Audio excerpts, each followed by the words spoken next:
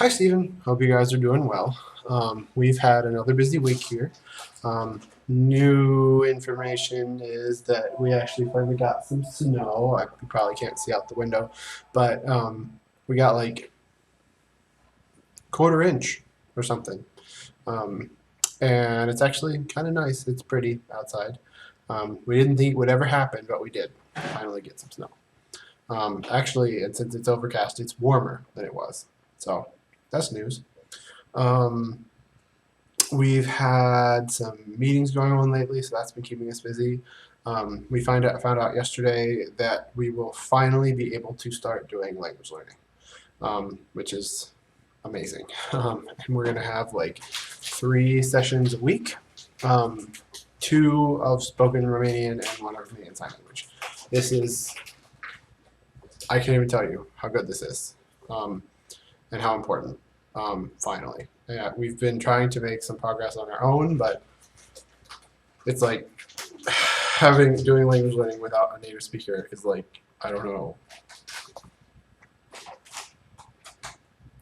a person without arms using a pogo stick. You can sort of, no, it's not a good idea. Um, so that's pretty cool. I've got some footage for you this week of Ezra doing fun things, and we went to the mall with Becky and played ping pong. That was pretty fun, and a little bit of footage of the snow, and things like that. And also, I just finally got my Steam controller delivered, so we're gonna have some highlights about what this thing can do and what I think of it. It's pretty sweet, I gotta say. I like it a lot. And yeah, so other than that, pretty much life as usual. I'm really excited to start language learning, but it's going to be a really big addition to our schedule. So that should be in some transition, but we're really, really thankful and excited that is finally going to happen after 4 months or so. So yeah, but hope you guys are doing well, and enjoy the video to follow.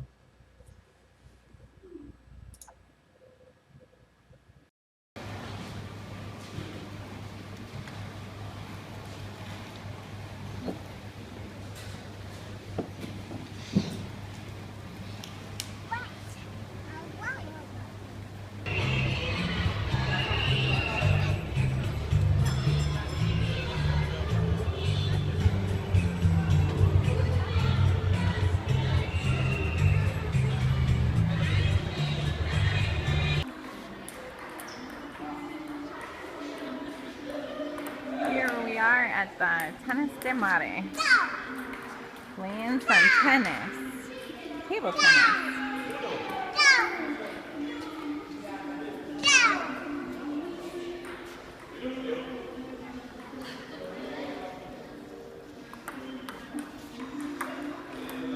And it's snowing. I use that in a very loose translation of the word. There's powdered sugar falling from the sky. Well, we'll take what we can get. Okay, so here is the Steam controller. Been pretty excited about it, mostly because I really think computer peripherals are awesome and just a lot of fun, and also because it's made by Valve and Steam, which pretty much they can do no wrong in my eyes. So this was my Christmas present, and I'm going to show you some of the cool stuff they can do. So first of all, you'll notice right off the bat, right on the face of this are 2 humongous, ginormous, round flat things, which are basically mouse pads. But they're mouse pads that do a lot more than just mouse. The really coolest feature of them is that these mouse pads have haptic feedback. So when I slide my finger across this pad, there's motors in here that click in synchronization with my movements, feeling like I'm dragging something. It's kind of like a trackball, but you can change it to feel like lots of different things. And then this one, for example, is got set to scroll up and down. So as I slide my finger up and down, like I would scrolling a mouse wheel, the motor makes it feel like I'm actually clicking indentations on a mouse wheel, which is just, it's hard to describe, but it's really, really cool. Other than that, again, at first glance, it looks like a controller.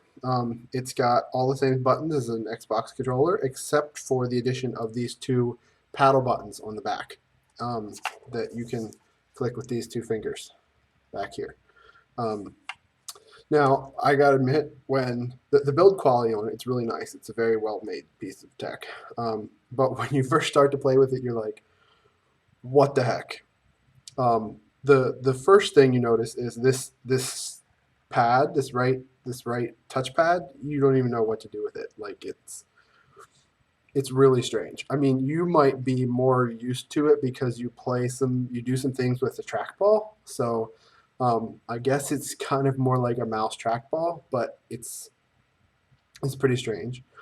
So that's an adjustment. The next adjustment is that these face buttons, if you compare this to a traditional Xbox controller, like, let's see, where do I put, like we all know and love,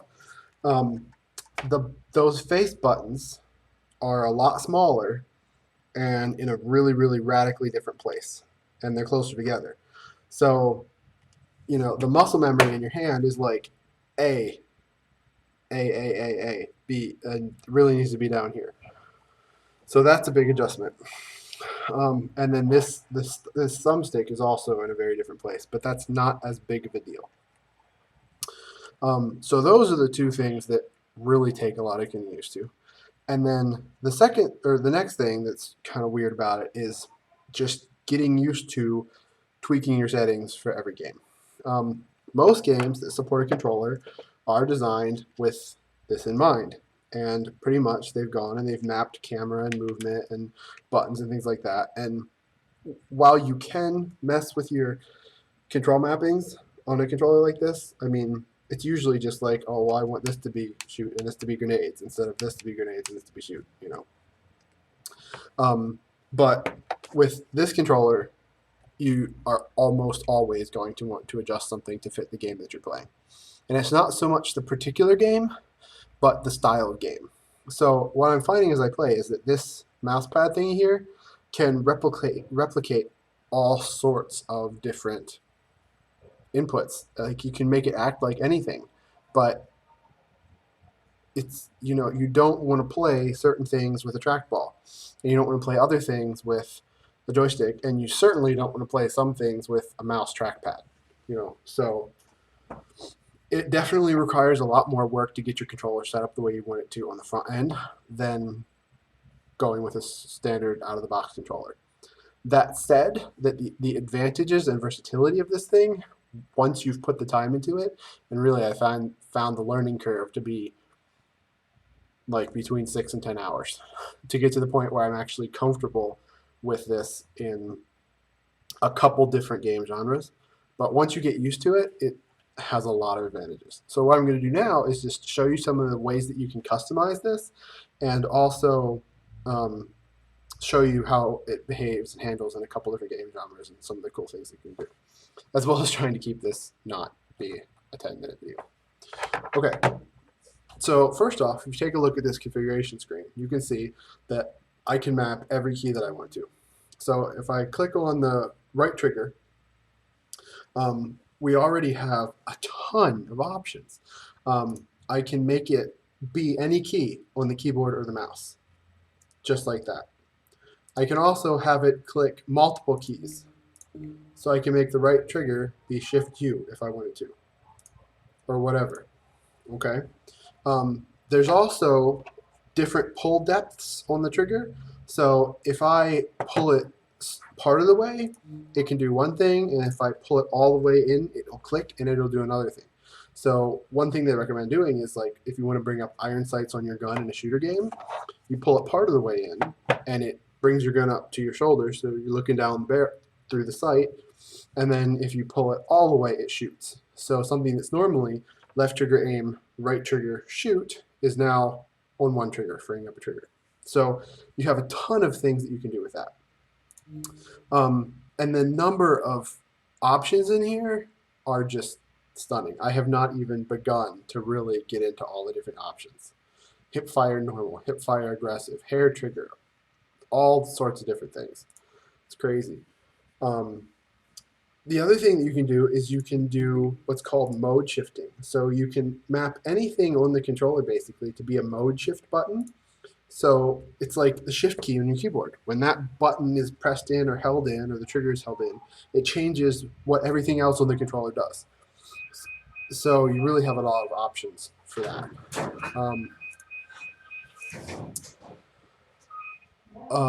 The trackpads have a similar number of variation in terms of options.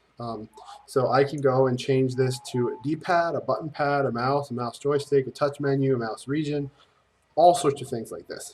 A scroll wheel. Touch menus are especially cool.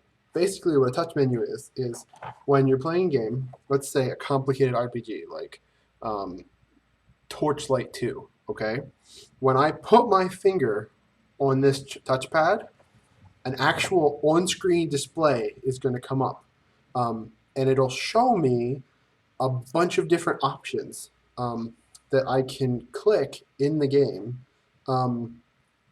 to select. So for instance, I could map all 10 of my Torchlight 2 keyboard shortcuts from my different powers onto this menu. And each one of them, instead of just being like a direction, like on the D-pad, each one of them will pop up on an on-screen UI, and then I can click the one I want. And there's actual icons that are associated with different things. It's pretty awesome. Yeah, Steven. So as you can see, this is going to take a lot longer than I thought. So I will record some more of this for my next blog and actually show you something later so you don't end up with a 45-minute blog video. But yeah, I hope I'm not completely boring you. It's really cool, but maybe I'm completely boring you. Anyway, have a great week. I'll see you Monday.